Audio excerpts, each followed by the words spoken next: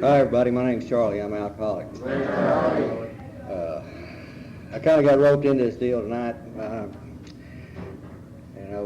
my sponsor told me a long time ago, if anybody's ever sick enough to ask you to get up and talk, you better do it. So here I am, an old hammerhead. He's going to owe me one for getting me down here, but I'm glad I'm here. It seems like a real fine group, my kind of people. But that's kind of how I got here. An old guy, he's been telling me about this group over here, and I like the area, you know. I've been going over to Toscasita on Saturday night to speaker meeting, which I really like. I don't normally participate, but I like to listen to people's stories. I'll give you a little bit of mine tonight, you know. I'm sure it's not too much different than any of y'all's. You know, it might be a little more extreme, might not be near as extreme as some of y'all's bottoms are, you know, but I don't know. You know, I come in here, I thought I'd hit bottom. You know, hell, I come in here with a pickup truck and 2 pair of underwear. You know, I've seen a lot of old boys that are living under bridges and sleeping in sleeping bags. But I was introduced to this program back in 1985, and at that time I knew that I had a problem. You know, I knew my life was unmanageable, but I still had a family and a job. You know, I still didn't feel like I fit in with this group of people. You know, I went to a few meetings, and I knew I wanted to stay sober, and I did stay sober on my own for about 2 years. And then back out again I went. And then I've quit several other times, you know, and finally, you know,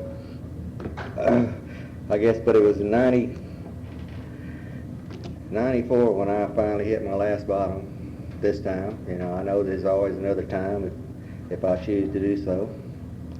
But I don't know, I thought that I had reached the pinnacle of my career, and I thought that I had everything that I wanted, which I did. I had a nice house, I had a family, had a good job, a job I'd always wanted. You know, I thought I was Mr. Big Shot. But I lost that job, I lost that house, I lost that family. You know, and this time when I came in, I realized I don't know, my last drink, I remember it strongly.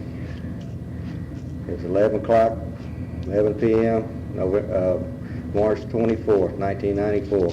I remember I went outside and I was cussing God, you know. I was asking him to either kill me, send me to the nut house, or get me sober, you know. And it took me a year before I could see that was the first real spiritual experience that I had, you know, and it's one of the most important ones.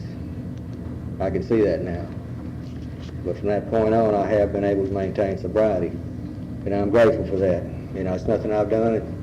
You know, I have to credit it all to God and a few people that God has chosen to be in my life today. And I'm very grateful for that.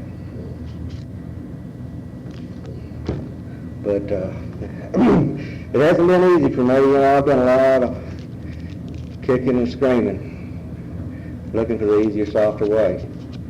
A lot. You know, I've taken those 12 steps, written them down, memorized them. It took me a long time to figure out that I need to work in things. I need to live those principles, those steps. You know, I'd go through 1, 2, 3, and I'd skip that 4th step, and I'd go 5, 6, 7, you know, and it just wouldn't work. It's the thing, my life just wouldn't come together. I couldn't get what I seen some people having, you know. I just couldn't understand it. I just couldn't understand why, you know, I couldn't get what these other people have. You know, and I'd get mad. I'd get mad at these people. I'd be jealous of them.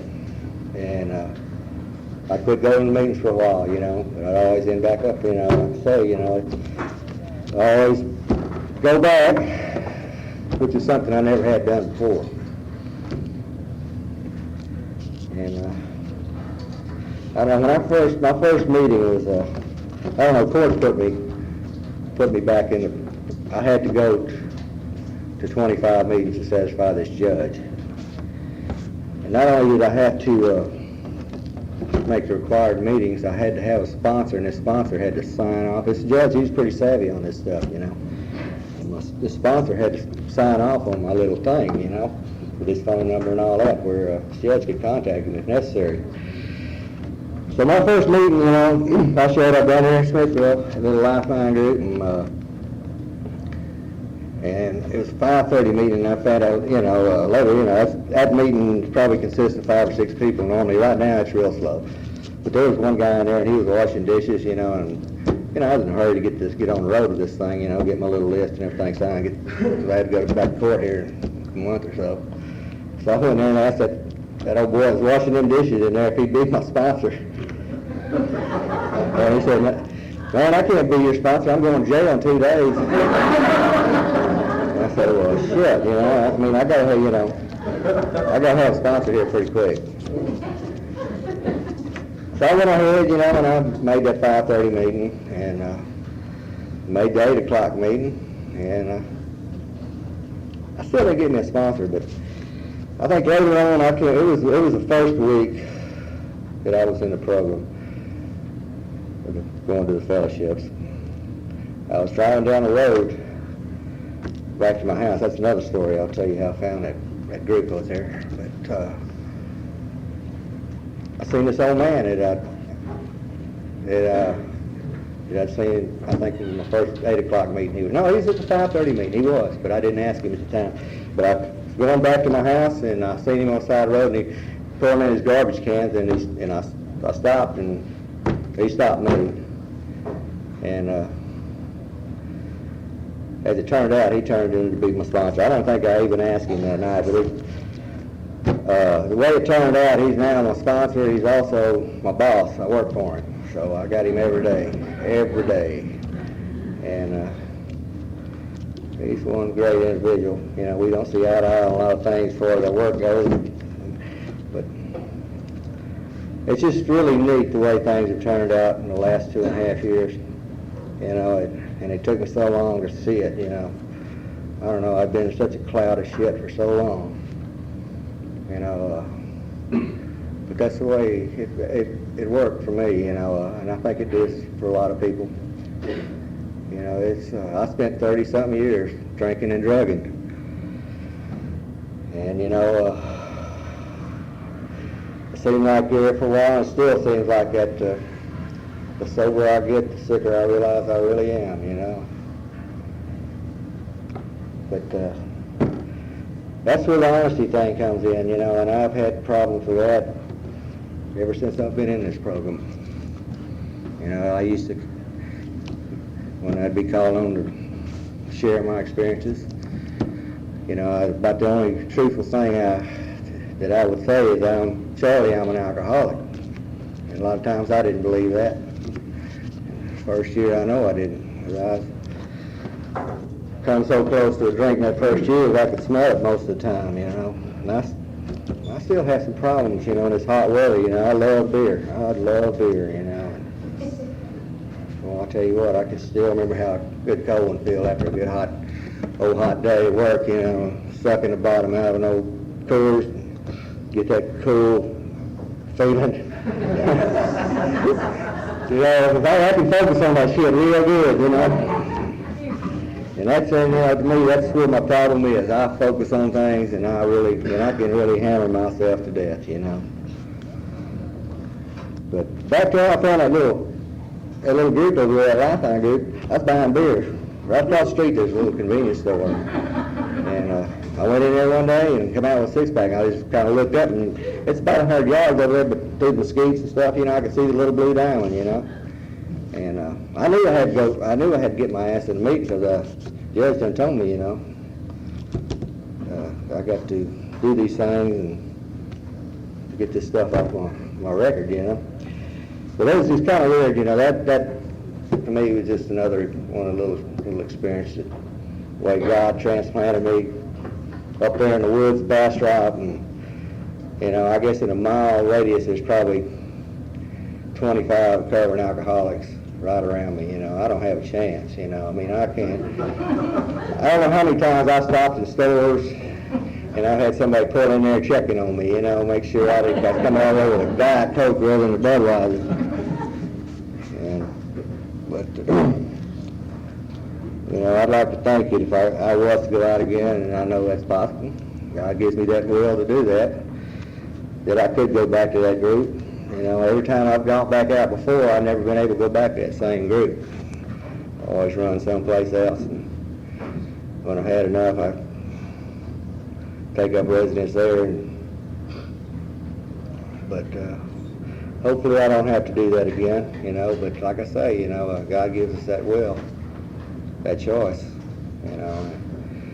And when I come in this program, you know, it took me a while to really want these principles and to practice them and to give everything 100%, you know, to want sobriety more than anything else in the world, which I do. And it took me a year, at least a year and a half, before, like I say, before I could see anything happening at all, before I realized it was God's will and not my will working in my life. You know, I come in here and I don't know, I sat around for years on my pity pot, thinking about all the stuff I lost, mostly material shit, you know. My wife, my family, you know, man, I lost my wife and my family. Hell, I didn't, you know. I heard no boy talking one night about how he'd lost his wife and his family, and he realized he never, after he'd been sober a while, he realized he never had a wife and a family. He had hostages, and that's what I had. And you know, today, my kids still talk to me, and they tell me they love me, and that is a miracle. Because I haven't even scratched dirt on what I've done to my family. You know, but they understand. They love me in spite of that, you know. They, you know, that's a miracle. Even my ex-wife, she even tolerates me now. That's a real miracle. Believe me. But I don't know. I kind of, you know, you hear about the how in this program, how it works, you know, and you know, the honesty, the open-mindedness, and the willingness. I don't recommend my way of working this thing any different, you know, for anybody else, you know, but you can, I don't know, I think you can take things and turn them around a little bit, and this worked for me, you know. I had to become willing before I become honest, you know. I couldn't become honest first and then become willing. I couldn't do anything until I was able to become willing to work this thing, willing to become honest. And I still have to work at that every day. You know, I get up in the mornings and I hit my knees and I try to surrender. And sometimes I don't even make it to the breakfast table, you know, before I've been back into myself, you know, thinking, hey, I'm going to go out here and I'm going to take control of this situation. And I'm going to go to work and it's going to be my way today, you know. But today I got a set of tools, you know. I can turn that stuff around. I can, you know, after I took a good hard look at myself in that 4-step, you know, I seen that I wasn't Mr. Big Shot anymore, you know. I seen that, you know, my way doesn't work.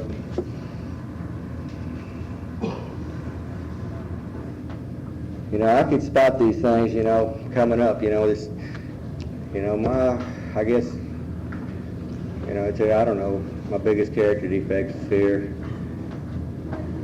I fear of not living up to somebody else's expectations or whatever, but I don't know, I've got a set of tools where I can handle that today, you know. I mean, it doesn't work for me every day because I don't allow it to work. I'm not willing every day. But that's all right, you know.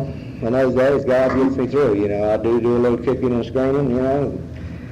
But maybe someday, you know, I'll have, you know, maybe it'll be right on down the line. I don't know, you know, but I don't think it works like that, you know. I think everybody has their problems, you know, and they have to work through them, you know. And all that time I was drinking and drugging, escaping my problems, most people my age were dealing with theirs, you know. in normal spiritual ways. And that's what this program's taught me to do. You know, it's taught me to ask for help, to ask God for help, to ask another individual for help. And that's been one of the hardest things I've ever had to do. I never wanted to ask anybody for help.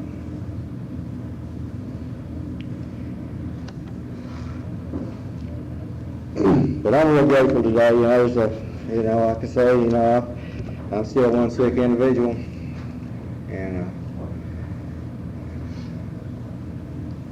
but I do have hope today, and that's what this program has given me, the people in this fellowship, and I'm real grateful for that. And every day, I see something. I'm able to actually realize these things now that are happening in my life, rather than just taking them for granted or taking credit for them myself.